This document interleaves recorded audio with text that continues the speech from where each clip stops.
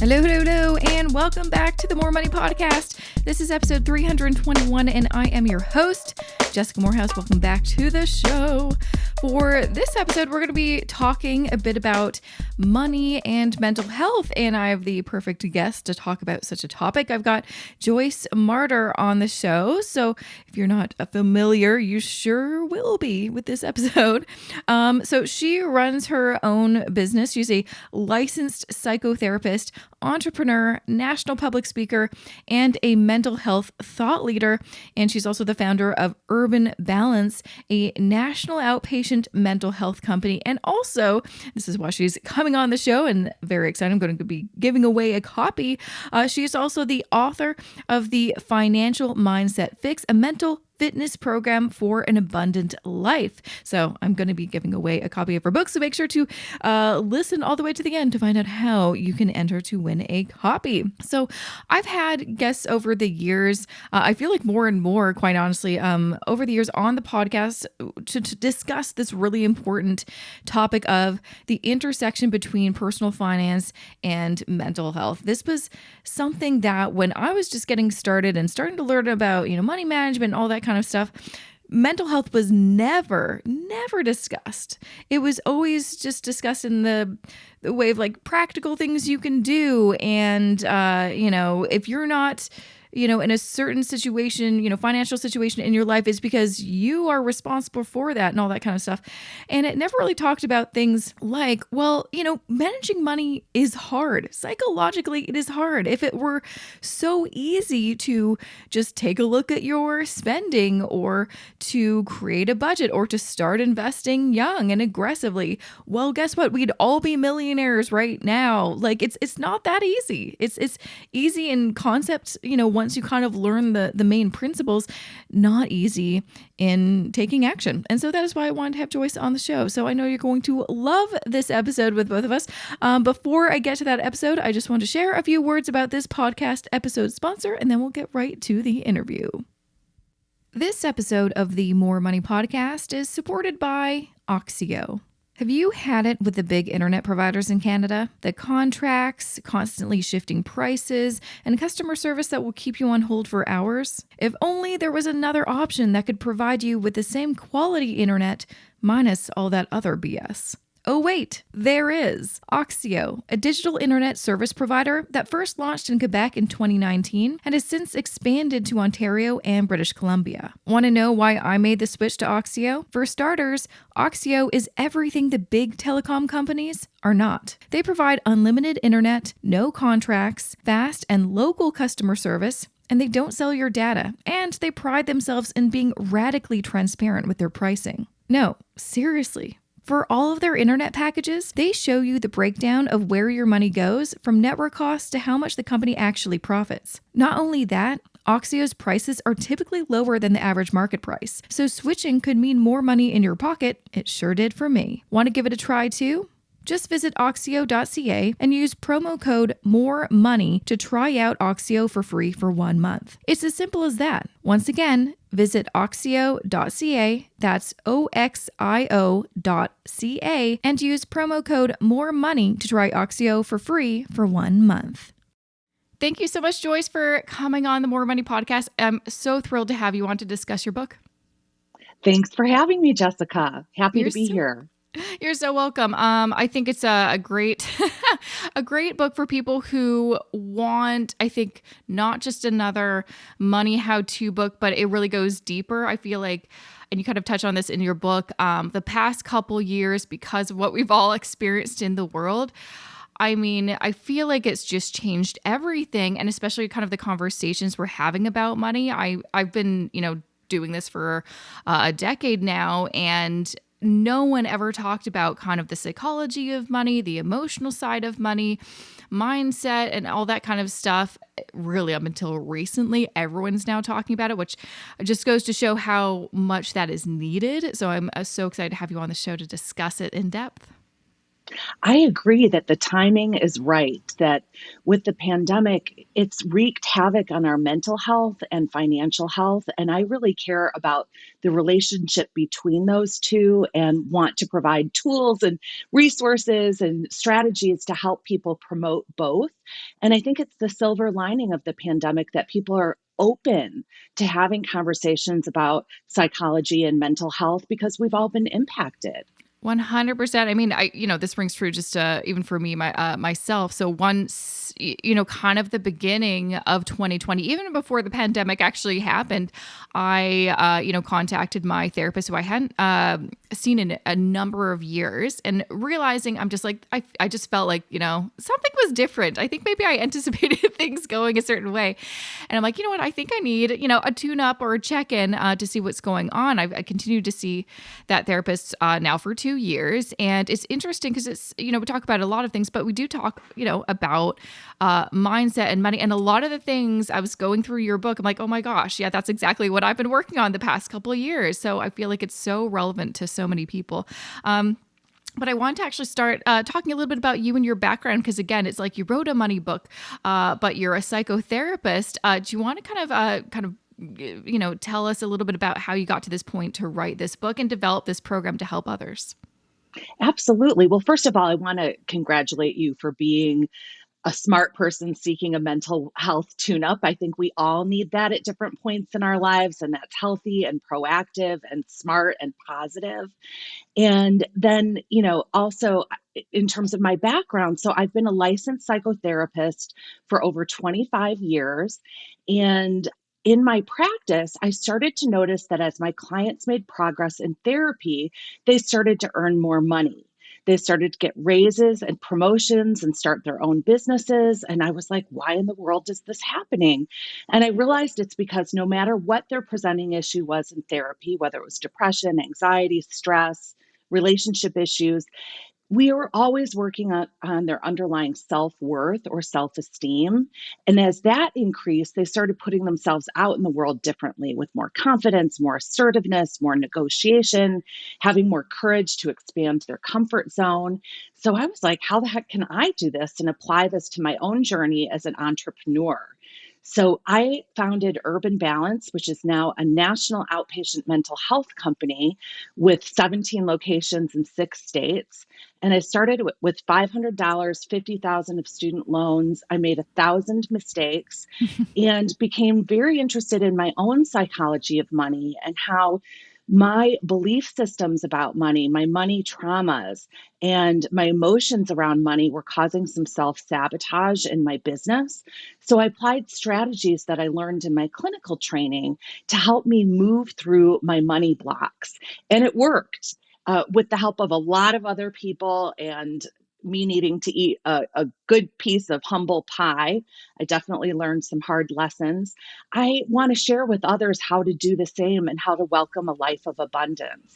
Yeah, the one thing that I thought was so interesting, I almost want to, write this down to remind myself, because we all need this reminder. It's just the idea that we all think that prosperity leads to happiness, but it's actually happiness leads to prosperity. I can't tell you how many times, and I'm sure you've heard this too. So many people are like, if I just have more money, if I just start earning more income, if I just have this thing, then I'll be good. I'll be happy. But it's like, that's not, I know a lot of miserable millionaires and billionaires out there. Like, that's not, money don't bring you happiness. It's happiness can lead to, prosperity. But obviously you and you talk about this in your book, you're not promoting like greed and just like getting wealth and all that kind of stuff. It's really about, I think, being more intentional with what does prosperity and wealth mean to you. Do you want to kind of talk a little bit about that? Like, when people are thinking about the term like prosperity, what does that actually mean? Well, you hit on a lot of points. And I think that for me, doing that inner, deeper psycho-spiritual work where you are kind of detaching from your ego, which is your mind's understanding of yourself, and connecting with that higher, deeper self, which I term our essence or spirit or soul or authentic self, however you want to view that or conceptualize that. We all are dealt a different hand of hardships and blessings, and we all have unique gifts. And when we do our inner work and we align our unique gifts with a need in the world, we can create a win-win where our gifts are lifting others up through collaboration. And as we expand our lives and our businesses and our work, we can become compassionate leaders. We can provide jobs, we can provide internships, we can become philanthropists. And so it's not about materialism or excess, but it's about embracing our gifts and our joy and celebrating our life. And to me, an abundant life involves not just financial prosperity and peace, but also work-life balance, which is something so many of us are struggling with these days with overwork and burnout, and supported, connected relationships, because I think many of us have become disconnected from our deeper selves and from each other on a deeper spiritual and emotional level, and also our mental and physical well-being. And you're right, people come into therapy all the time. They want the perfect job, the perfect body, the perfect bank account and relationship, but it's not until you really look at yourself. And I've been through this myself. The first time that I was in therapy, my mother starred in every session. Mhm. I kind of was stuck in some blame until I worked through forgiveness and acceptance. And it wasn't until I was willing to look at myself and my own issues that my life began to change. And so that's what I encourage others to do as well. And yeah, that's something I've seen a lot over the years. And you do touch on this, and you mentioned the term abundant, like, oh, we definitely need to talk about that. That is something that I see a lot of people talk about in different ways. The idea of having an abundance mindset and a scarcity mindset. I see this all the time as a financial counselor. People coming at, I want to fix my finances, but it's just coming from a place of scarcity. And I've had to work through that. And I'm always working on it. I feel like that's also another thing. It's like nothing's ever fixed. It's always a work in progress. Sometimes you'll have to we need to go back to that. Do you want to kind of, discuss, what is a scarcity mindset and abundance mindset? Why it's so important to really kind of dig into that? Because I think most people have no idea some of the internal feelings that they're carrying forward. Yes, absolutely. So, according to cognitive behavioral therapy, our thoughts precede our emotions and behaviors. So, our belief systems and our thoughts and our thinking about money really shapes our financial reality. And I too struggle with a scarcity mindset. And most therapists, we specialize in our own issues. And Yeah. I've dealt with my share of financial anxiety. And so, a scarcity mindset is one based on fear and lack and competition, the idea that there may not be enough resources for all of us. So think about during the pandemic, the toilet paper issue of hoarding, because there's fear that there won't be enough for all of us. And my father grew up during the Great Depression. So that was another time in history where people had a scarcity mindset. And so I grew up in a household where he had a lot of financial anxiety despite having achieved a lot of career success. He was unemployed during much of my childhood, and that really shaped how I relate to money. Where an abundance mindset is one based on the idea that there's more than enough resources for all of us, whether that's jobs or love. Think of all the people who've said there's no good people to date out there. That's a scarcity mindset. An abundance mindset is one that there's love everywhere and love is available to each of us. So it's more focused on collaboration. And again, it's not focused on excess. It's about really expansion, expanding your life in every way, having the courage to really aim high. I like to think about, if you had a magic wand, what do you want your life to look like personally and professionally? Because I find we set our own ceilings. And I share in my book that I did that even with my salary or income. I was thinking about what's the what do I need to cover my bills instead of what do I need? What would I like to live the life that I would enjoy and thrive and prosper in? Yeah, no, it's so true, and it's just something I see time and time again. I guess the one thing people may encounter is as they discover I don't have an abundance mindset, but I see the value in it. I definitely have a scarcity. How do you work towards kind of flipping that? Is that just like something that a therapist can help you with, or like what are some steps that you can do to kind of work towards changing that? Yes. So my book is a step-by-step program with practical tools and strategies and exercises that guide the readers through journal prompts and proven strategies from psychology. So cognitive behavioral therapy techniques where you write down your money thoughts and then you work at identifying irrational belief systems and restructuring those through affirmations and mantra and becoming aware of your inner saboteur. And yes, there are therapists who specialize in finance and in the psychology of money, which is really your thoughts, emotions, behaviors, and relationship with money. And Hmm. it's a practice. It takes Yeah. ongoing work. Like you said, we're never done, which is Hmm. so frustrating. I wish Yeah. wish we could be done, but we're human and we're not perfect. Yeah. And we're all works in progress.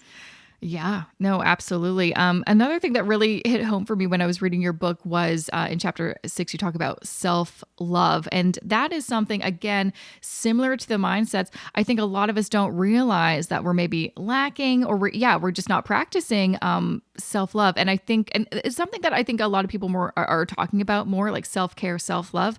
What does that actually mean? Self love. How do we incorporate that into our lives? Thank you for mentioning that because to me, that is probably one of the most important chapters, along with the abundance chapter.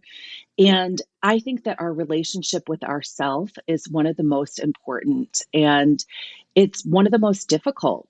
And we all have an inner saboteur, that inner critic, that voice in our head that puts us down. We cause ourselves self-sabotage. Sometimes we think about ourselves and talk to ourselves in a way we would speak to no one else. And so I like, in my work with my clients, my favorite thing is mirroring back to them all that is beautiful and wonderful and special about them and all of their strengths. And I want readers to begin to be able to do that for themselves, to embrace their worth and turn down the volume of that inner critic. And then really look at how you treat yourself.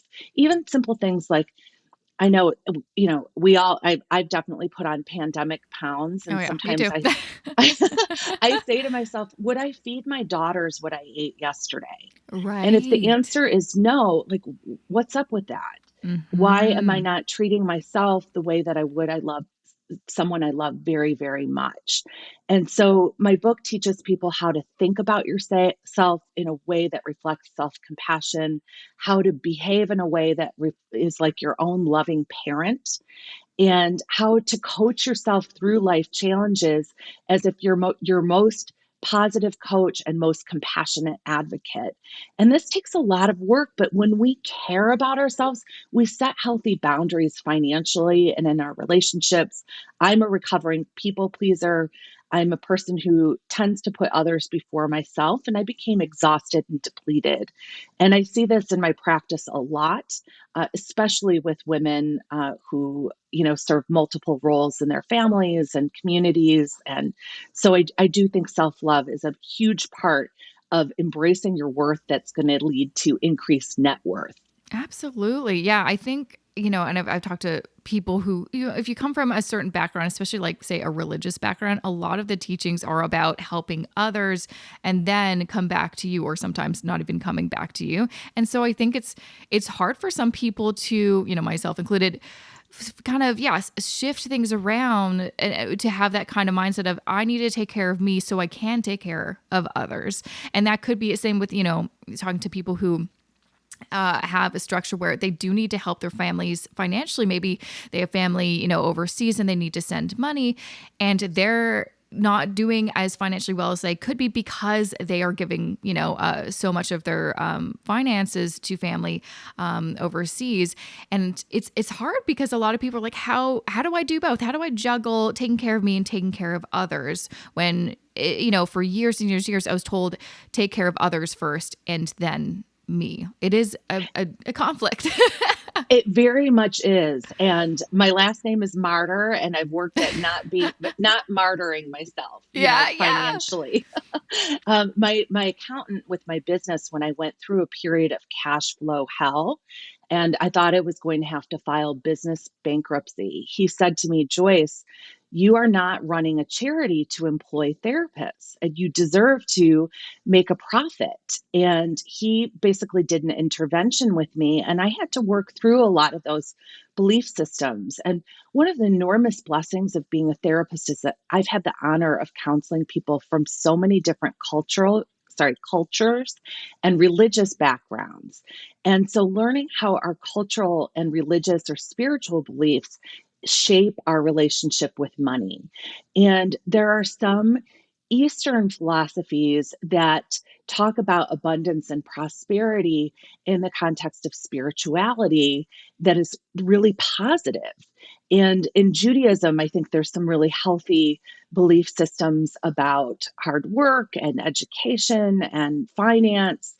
And in some of the Christian teachings, there's some of those beliefs of definitely putting others before yourself, which is beautiful, but not to the point that you aren't going to survive. So I really encourage people to think about it like when you're on an airplane, the flight attendant says, in the event of an emergency, you have to secure your own oxygen mask before assisting others. So you really need to have financial stability in order to help others. And as my business started to be stronger and more profitable, I was able to hire more people, have interns, do some pro bono counseling, offer sliding fee counseling, allow my staff to give to charities that pick a charity and we would donate to it. And so, it isn't selfish to take care of yourself financially. It actually enables you to be of greater service to others. Totally. Absolutely. Another thing that I really liked in your book, because this is something that has actually changed my life, as nerdy as that sounds, is in chapter 7, you talk about vision. And I feel like when I especially talk to people about, okay, you want to fix your finances, that's where you want to start is stop. I think people get too hung up on the here and now, what's going on or what's not going right with their finances instead of just like, kind of feeling bad about some of the choices you made. Let's create a vision for what your life, the life that you want, which I think is such amazing thing. You kind of use the term personal manifesto, and I totally have that. That's something sometimes I, go back to on a daily basis if things are really kind of rough and I need to come back to like, why am I doing this? What's my vision? Because it can be very easy to look at other people's lives, compare, and then get off track and totally forget, one example, which is a bit ridiculous, but I'm a business owner in the financial space. I've been doing this for a very long time. Sometimes you're on social media, so you see other people in the space and they're just prospering like crazy in a shorter amount of time. They've only been doing this for a few years. And you're like, oh my gosh, what am I doing wrong? Like, even if I'm like on track to reach my own goals, but I'm getting off track because I'm trying to compare myself to their goals. So I'm, and I know you talk a lot about, not comparing yourself to others and stuff in your book as well. But I want to kind of talk about vision and why it is so important to set your own vision, your own goals in order to achieve them so you can stay on track. Absolutely. You brought up a lot of important aspects Yeah. of that we cause ourselves anxiety when we compare our insides to other people's outsides. So on Mm-hmm. social media, we see everyone looking beautiful and successful. But if there's anything that I've learned as a therapist, it's that we all have struggles. We all struggle with our self esteem. We struggle with finances in our relationships. It's part of the human condition. So to remember you're seeing the tip of the iceberg and that we all have our stuff. And when we ruminate or second guess about the past, we cause ourselves depression. And when we worry about the future, we cause ourselves anxiety. When peace can really be found in the present moment. So I talk about applying mindfulness to finance. And when we're rooted in the present and we dream about our future, we think about our highest and greatest vision.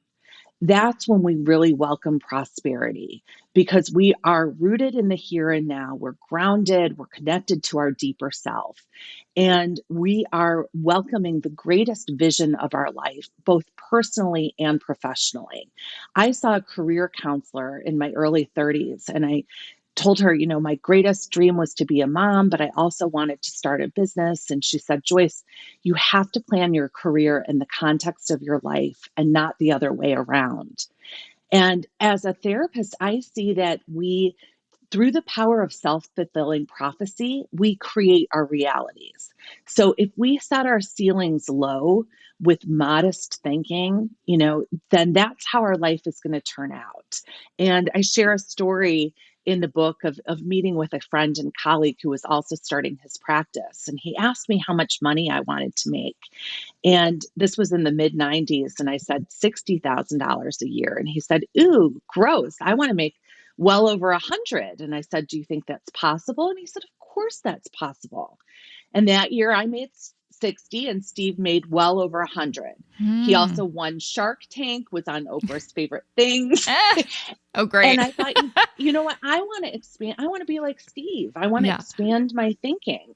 And so I did that, and it transformed my life. So I love vision boards. I have activities in the book, like you mentioned, personal manifesto or professional vision, how to set your 1, 3-year, 5-year business plan or goals, and thinking big, and then, accessing support to make that happen.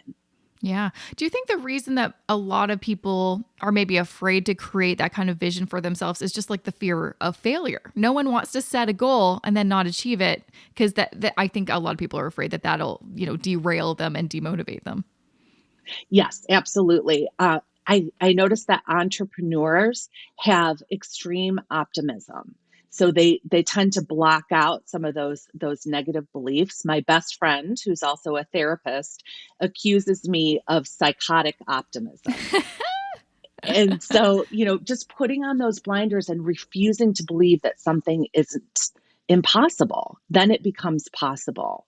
But we all get in our own way. I remember I share a story in the book where my friend suggested I meet with his Buddhist monk because my book had been rejected for 10 years by multiple publishers. And he said, Joyce, I think you need a consultation with my monk. And I met with him, and he was one of the most brilliant men I'd ever met.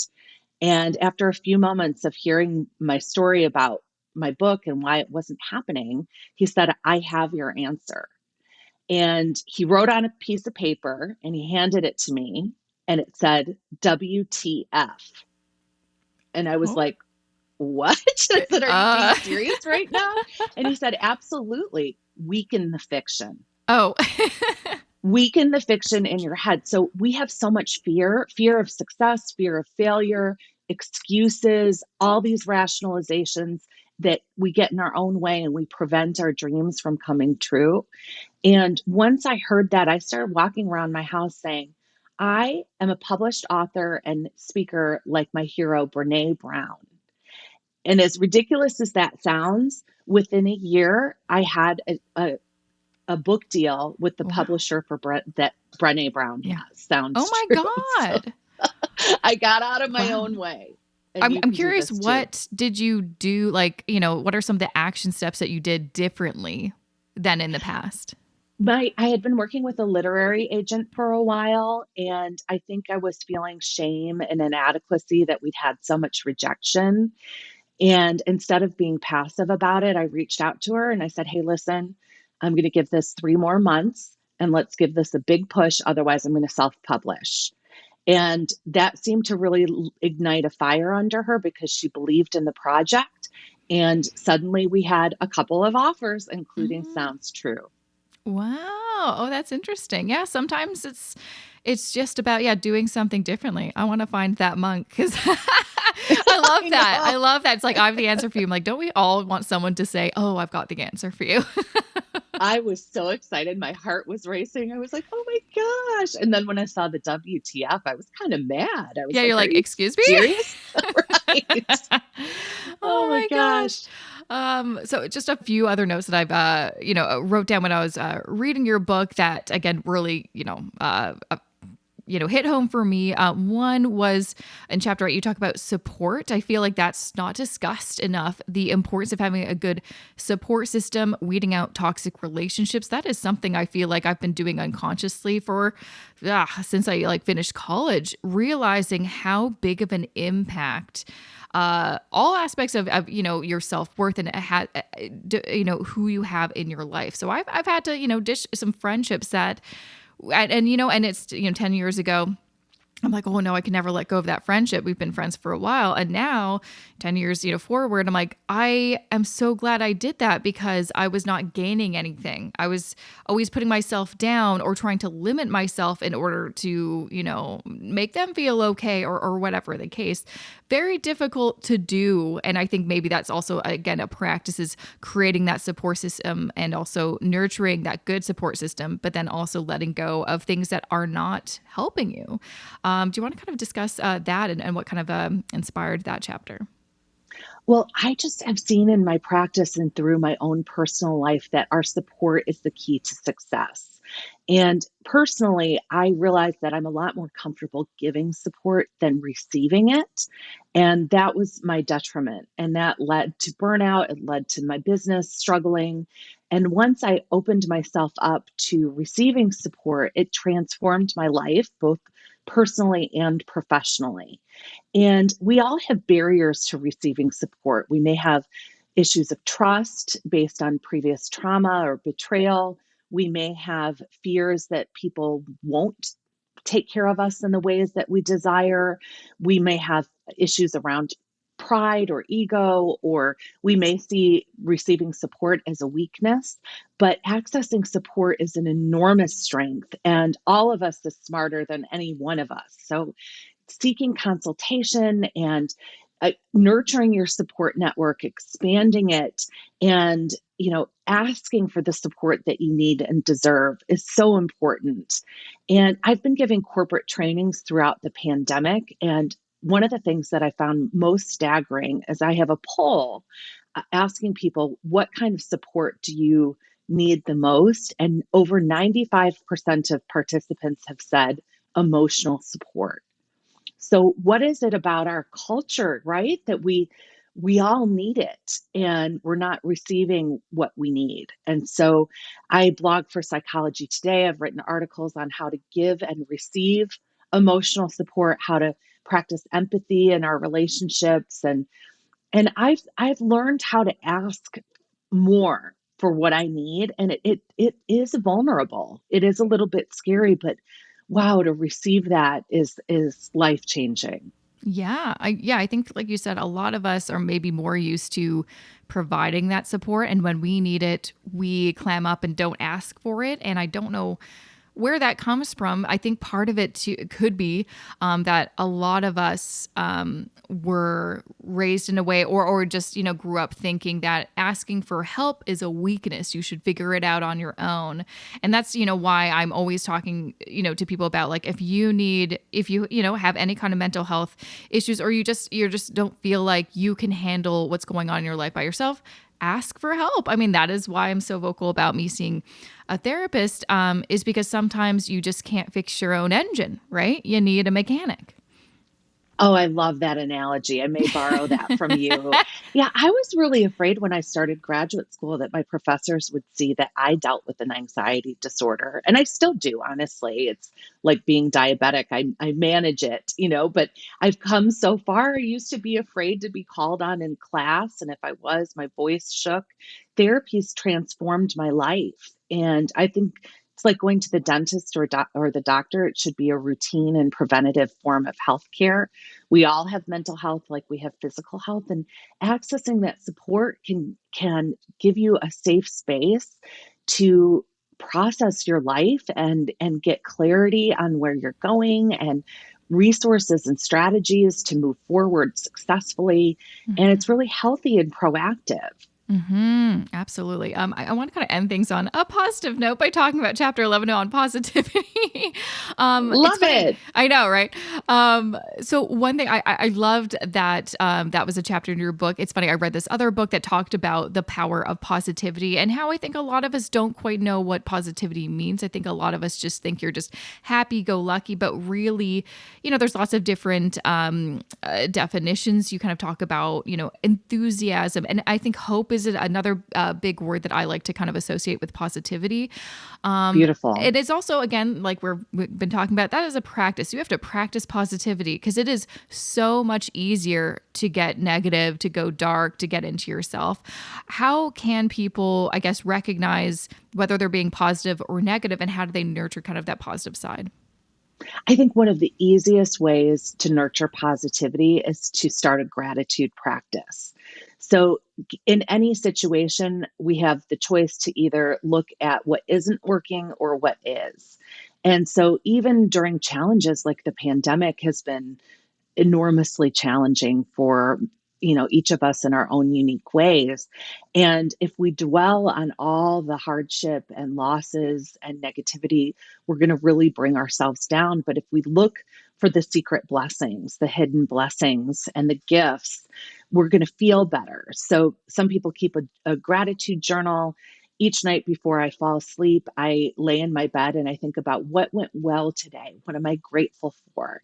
And it shifts my thinking, instead of worrying about what's coming tomorrow, to thinking about what's going well. And I think it facilitates peace and rest and a good night's sleep. So gratitude is definitely one. And, just again, paying attention to your thoughts, because our negative thinking is an aspect of ego and it's there to protect ourselves, but it also limits us. And so if we become cognizant of how we're limiting ourselves with fear-based thinking, we can instead shift to positivity, which takes a lot of courage. And it can be scary to put yourself out in the world. And I think that's what keeps people from sending the resume, applying for the job, starting their own business, publishing that book, writing that screenplay, hanging their art, whatever it is. And we've got to get out of our own way. Yeah, I think a lot of people too also usually connect the idea of being rational with being, that kind of has a connection to negativity. It's like, oh, that'll never happen. I'm just being rational.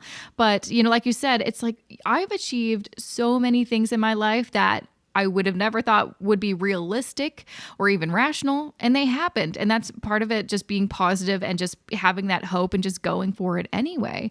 And part of it too, I think, is also getting rid of the idea that failure is something to be avoided, because I've always learned something from those failures, and no failure has ever really ruined my life. I think even like people, talk about, in the financial terms, like getting a consumer proposal or a bankruptcy. This is the end of the world. I'm a failure. But even then, that is not an end to your life. That is just kind of, maybe hitting pause on certain things and then new chapter starting over. Hardships are opportunities for growth. And I've been honored to be included on a panel of successful private practice owners in the counseling profession. And the common theme of all of our stories is that we had failure after failure, and we got back up. And that's resilience. It's bouncing back and persevering. And it's hard to do, but if you just stay the course, and learn from those mistakes. We're not perfect. We're all works in progress. And so, continuing to work on that is so important. And honestly, I found all of the failures that have happened in my life, not only did I learn really important lessons, but they made me honestly ultimately more confident and just a stronger person. So it's it is one of those things where it can actually be a positive thing, a good thing. So don't be afraid. And I think ask me, I don't know one person, like one really successful person that hasn't had a bunch of failures in their life. There's no one that has just been able to reach the top and everything just went swimmingly. No. That's not real. Right. That's not It's true. like it's like exposure therapy. I used to have tremendous anxiety about doing media interviews, to the point where I wouldn't sleep the night before. I'd be almost having panic attacks. And then I realized, you know what, if I say something dumb, it's not the end of the world. And after I made it through some interviews and it was fine, that anxiety decrease. So just putting yourself out there, exposure therapy. And the thing about, people, the positivity and rational thinking with my clients, if they say they're going for a promotion or a new job, I'll ask them, do you think that you're going to get it? And a lot of people will use that realism and say, you know what, there's a lot of competition. I'm probably not ready. So probably not. And then I'll say, oh my gosh, I'm so sorry. Then you won't. And they're usually a little taken aback because I like being a warm, fuzzy kind of therapist. Yeah. But if we don't believe in ourselves, nobody else is going to. And through self-fulfilling prophecy, we limit ourselves. Exactly. And it's just there's so many potential missed opportunities just by not even putting yourself in the ring and not even giving yourself a try, and that's, I think, always kind of the thing that breaks my heart the most is people that won't even give it a go. That will be like, oh, I'm already a failure anyway, so I'm not even gonna put myself to potentially succeed. It's like, that's, but again, that is a practice. I used to have that exact mindset in my I think early to mid 20s, just because I think, so many things in my life, that's a whole therapy session. But, I had to work continually to put myself up for things that I didn't think that I would get. And then sometimes you'll surprise yourself and you'll either get it or get it halfway, or another opportunity that's maybe better for you pops up. But you got to put yourself out there and you have to continually do it. It's never over. You have to continually push yourself to continue to grow. So love it. Yeah. There's so many great things in your book, and I really absolutely love how you come at it from, the psychological perspective, but you really break everything down in such a great way. It really is a true guide. So if someone is like, I have no idea where to start, you really lay it all out. Where can people find more information about you and grab a copy of your book, The Financial Mindset Fix? Thanks so much, Jessica. So my website is joycemarter.com, JoyceMarter. Excuse me, I can't spell my own name. MARTER.com. And then my book is on Amazon and Audible, Financial Mindset Fix. It's in bookstores at Barnes & Noble and other retailers. So I would love to connect on social media as well. Awesome. Yeah. And where can people find you on social media if they're looking? Is it just under your name or? It's just my name, and I'm on, Instagram, LinkedIn, Facebook, Twitter, you name it. And I definitely need Instagram love, so I would appreciate followers. Yeah. It's tough. Yeah. Oh, I know. It is tough. I feel you there. Well, thank you so much for taking the time to be on the show and sharing all your amazing wisdom. I know this is going to be a great episode for so many people that need to hear this right now. Thank you so much, Jessica. And that was episode 321 of the More Money Podcast with Joyce Marter. You can check her out at her website, joycemarter.com. You can also follow her on Instagram at joyce.marter and on Twitter at Joyce_Marter. And of course, I will include a bunch of links of how you can reach, follow her or learn more about what she does. And of course, grab a copy of her book.